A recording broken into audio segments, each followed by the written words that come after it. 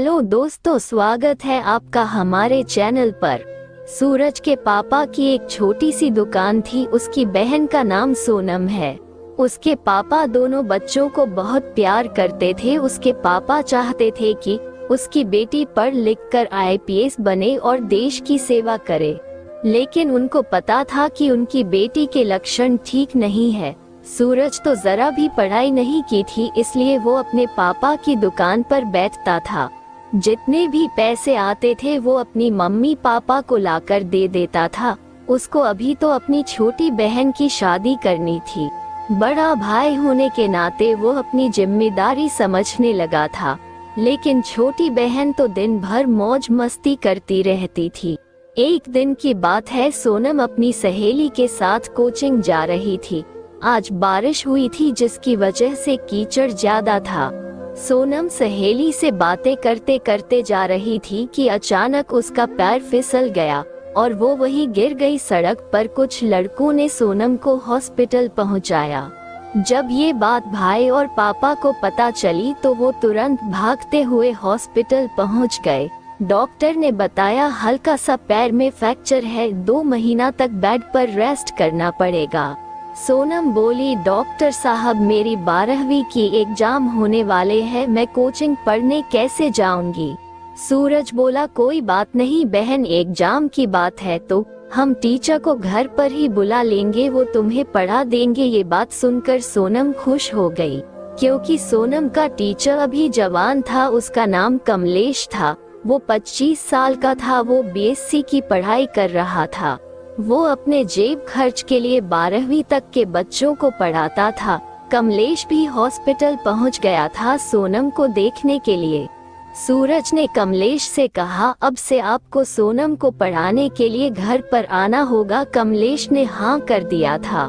अगले दिन से कमलेश रोज शाम सोनम के घर आकर पढ़ाने लगा था। पापा और भाई सुबह दुकान पर चले जाते और उसकी माँ दिन भर घर के काम में व्यस्त रहती थी। सोनम को पूरी आजादी मिली हुई थी। वो उस आजादी से अपने घर वालों के आंखों में धूल झोंकती थी। सूरज अपनी बहन से माँ की तरह प्यार करता था और वो चाहता था कि मेरी बहन पढ़ लिख कर अपने माँ बाप का सपना पूरा करे। सूरज अक्सर नोटिस करता था कि जब शाम को कमलेश आने वाला होता था, तभी वो अपने चेहरे पर क्रीम पाउडर लगाकर तैयार हो जाती थी। सोनम के साथ उसकी सहेली भी घर में कोचिंग पढ़ने आती थी। एक दिन की बात, संडे का दिन था और छुट्टी थी। सोनम हर संडे सहेली के घर में एक्स्ट्रा स्टडी का बहाना बनाकर जाती थी, पर इस बार उसके पैर में मोच होने के कारण वो उसके घर नहीं जा पाई। इसलिए उसकी सहेली ने कहा, तू घबरा मत, आज हम तेरे घर पर पूरा दिन रहेंगे और जो काम हर संडे को करते थे वो काम आज भी करेंगे।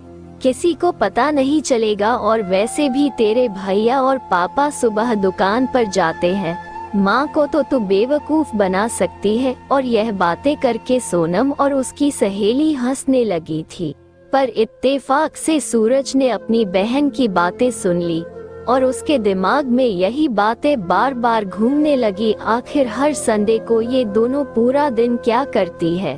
इस बात का पता लगाने के लिए आज सूरज दुकान पर नहीं गया और पापा से कहा, आप दुकान चले जाओ। सूरज ने चाल चलते हुए अपनी गाड़ी उठाई और दुकान की तरफ चला गया।